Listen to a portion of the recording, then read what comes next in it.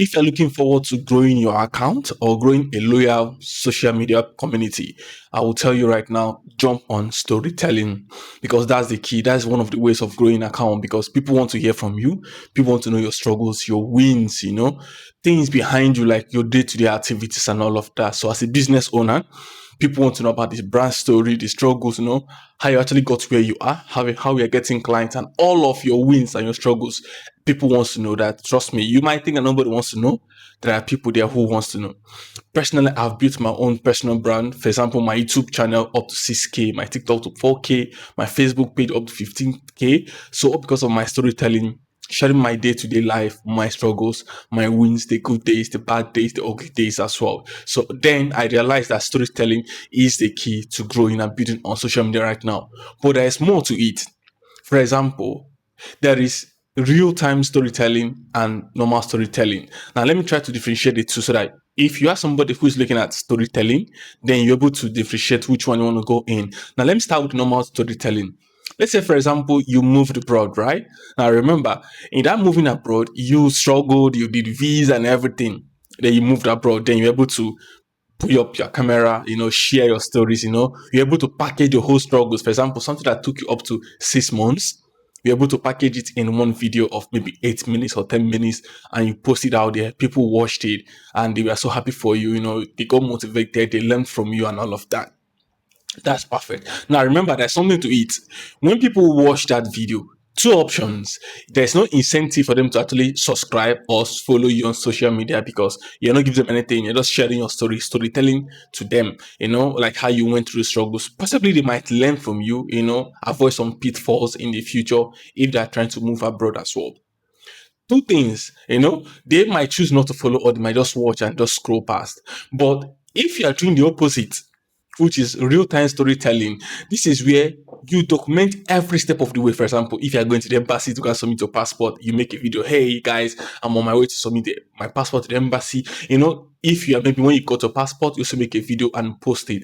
When you're making all these short videos, like documenting every step of the way, every journey, you tell them, hey, follow for more. I have this coming up. I'm going here. I will tell you how it went. Now, in this point now, people are waiting for the next episode, because they know that okay, there's something waiting that they want to hear from me ahead. Like, how did it go? How does the meeting at the embassy went? Do you get a visa? This, that, You'll be curious to know more, like what's the next episode you're going to bring up. This is more like TV shows, you're trying to mimic the TV shows kind of pattern.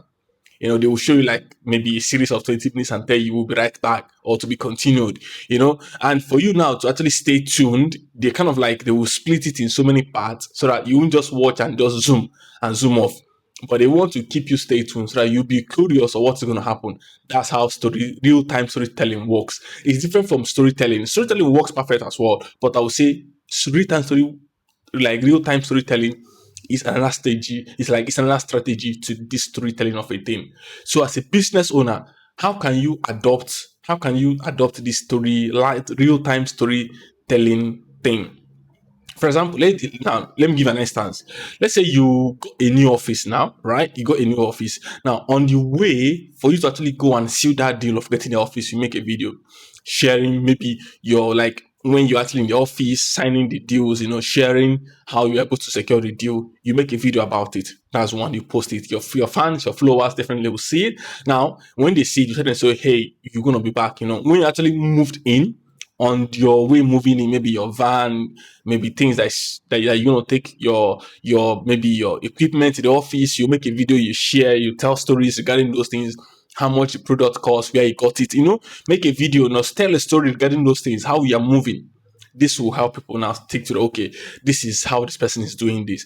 Now, another instance, for example, if you're a traveler, someone who's trying to travel abroad, now, like I said, for instance, you always try to document the journey, the day you got your passport, how you are feeling on visa form, trying to make all that. You're doing all these steps, you are posting it. People will follow up the series up to the point you'll be like, wow, I need to continue. I need to follow this person if I want to see the day to day in life of person. That's why most people, they make videos of life in a day of this person, life in a day of a digital nomad, life in a day of someone who's living abroad, life in the day of an entrepreneur who is just starting out. This is more like real-time stories, every day sharing the journey, showing the wins, showing the losses, That's the difference of what?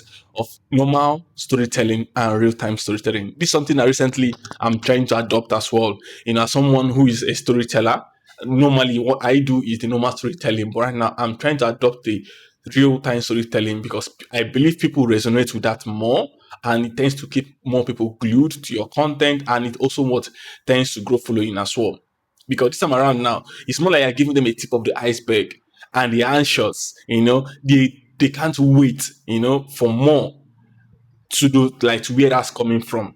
For example, let me share a story with you guys. Recently, I went to Spain to renew my passport to go for from my country's embassy. On my way to Spain, made a video. Hey, for example, made a video. Hey guys, I'm actually going to this place to renew my passport. I don't know what's gonna be happening there. I don't know if I'm gonna actually get an appointment today, but let's see how it goes. I'll keep you guys posted. This is where I am at the airport and all of that. Try to make a video, try to let people know. And people who will watch it definitely would want to get feedback from you to know if actually you got the appointment, if the passport renewal was successful, what happened there, what was your experience there. People definitely want to know.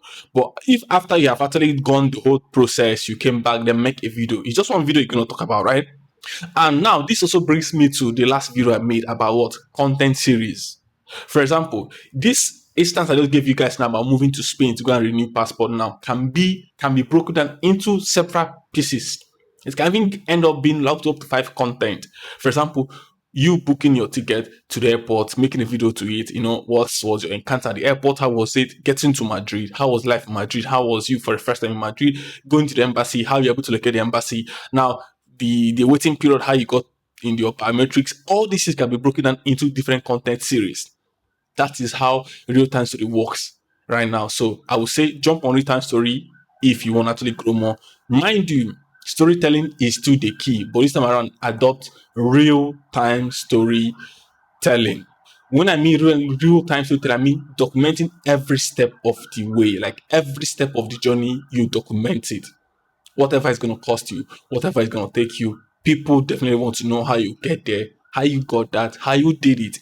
People want to know everything. You might think it's silly, it's funny, it doesn't worth it, but trust me, people want to know.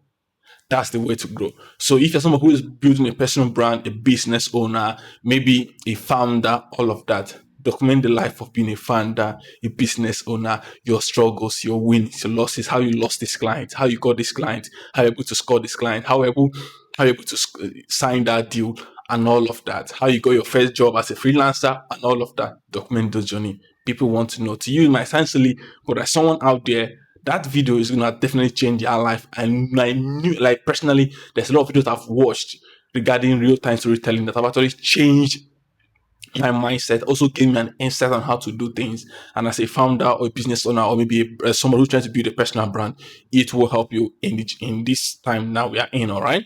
So that just means sharing this tip to you guys. This same strategy personally I'm using right now. So I believe if you apply it, it will work for you. I'm not saying this something maybe I read somewhere or maybe something someone said. This is something I'm doing right now. My name is Omasi. If you look up to Bro Omasi, you see how I'm documenting my journey, sharing my thoughts on the internet, and see how people are reacting to it, how people are flowing up, resonating with me, because I chose the storytelling pattern, and it worked. Right now I'm adopting the real-time storytelling. That is where the magic is happening. So you should get jump on it as well, all right? So guys, I'll see you on the next one. So if you want to flow for more, and yeah, ciao.